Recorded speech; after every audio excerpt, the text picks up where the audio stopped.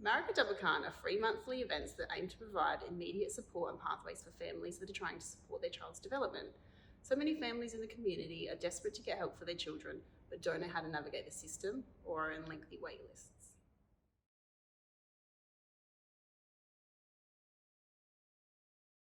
I think it's been an excellent opportunity to get multiple therapists in the room at the same time for families, just to like pick our brains and you get a lot of overlap too. So there's a chance to kind of see how different strategies can work for the same problem for some children. You know, they might be facing a challenge, you know, going to school or toileting or whatever, but there's like, it's never just one professional that's going to help you do that. It's going to be like a team effort. So that's been fantastic. I think it's really good that like they kind of get backed up, like the professionals like we back each other up. Yeah. So they see one therapist and then they go to the next one and we say the same thing and they're like, oh, okay, maybe something is actually going on. And like we were saying before, they do get a little bit more buy-in because they have made the choice to come here. Yeah. And so they're a lot more, like that effort's already been put in, so they're willing to listen and take on board what you're doing. I think the environment is very calm and it's very casual and it's very warm. So you can come in and it's okay if the baby's crying. Yeah. And it's okay if they haven't brushed their hair They this start morning. chatting. Yeah. Oh, you've also got a 2-year-old that doesn't talk. I've also got a 2-year-old that doesn't talk. You know, you can see That's them it. like writing each other. I've had families swap numbers and like catch up. Brilliant. Like especially, actually quite often it's the families where English is a second language. Yep. And so I think, you know, they might have only moved to Perth Yep. recently and they don't know that many people. And especially that in their community, they might not know very many people who are struggling with a child, like knowing what to do with a child who has different needs. And so finding another family to connect with, I think that's really important. Like they would never have met otherwise. No. If they were, And I think even like the ability for people to come back multiple times, like we've had some families that have come back and you know you see them again and like look, I was so overwhelmed the first time that I only asked questions about one area and then I've now worked on that area and I'm willing to kind of go further now because they can see that they can make a difference because they just think, well, I'm not a therapist or a professional, I can't do that stuff. But you arm them with those skills and then they're like, oh, I can. So then they're willing to, you know, do like we're enjoying what we're doing.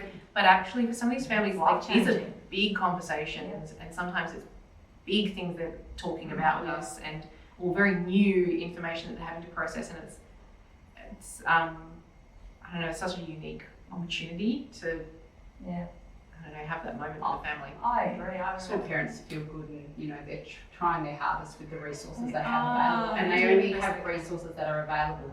Like the wait lists are so long. This is a resource, and parents are willingly coming here. And they're doing the work. And they're doing the work. So you know what more could you ask for? Yeah. You can't ask for anything more than that. I think for us it's just been getting the program out there and then for people to hear about WANSLEA and not feel that intimidation about calling us and contacting us because they realise that we're here to support them and we're here to help them as well, complete referral forms or to help them to access the services. So it's been good for us to get them to understand what we're here for.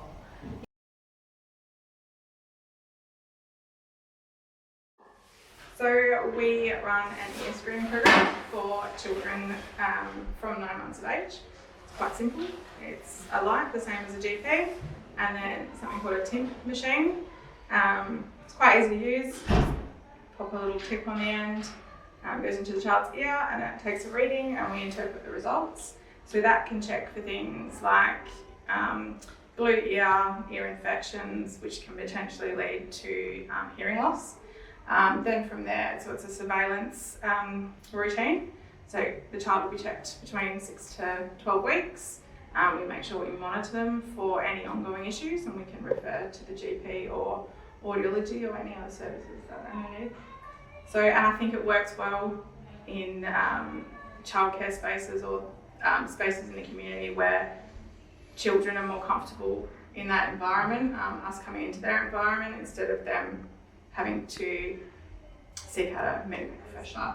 Majority of the time, parents have reported no symptoms, no issues, and then when you indicate that potentially could be an issue, starts putting little pieces together for that parent. So, oh, that's why their speech is a little bit lacking, or they're falling over quite a bit and snotty nose and things like that.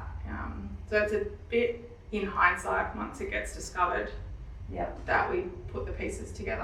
Yeah. That's So right. this surveillance is life-changing for families. Yeah. It happens as part of their everyday care in the childcare space, and they know that every 6 weeks they're going to have someone like a Richie come along and screen their ears, and it takes all that anxiety away from families, and hopefully makes children's lives far more comfortable. Someone actually listening to what I have to say, like actually giving me the time to really express what I'm concerned about, and going through, I guess, my history of what I've been concerned for my son, and then having that ability to ask questions and actually just for them to observe him and see what I'm seeing. And I think that confirmation that what I'm saying is true and that I'm not actually making it up in my head or imagining things. And that's, I think, the biggest thing for me is actually having someone go, yeah, I can see what you're telling me.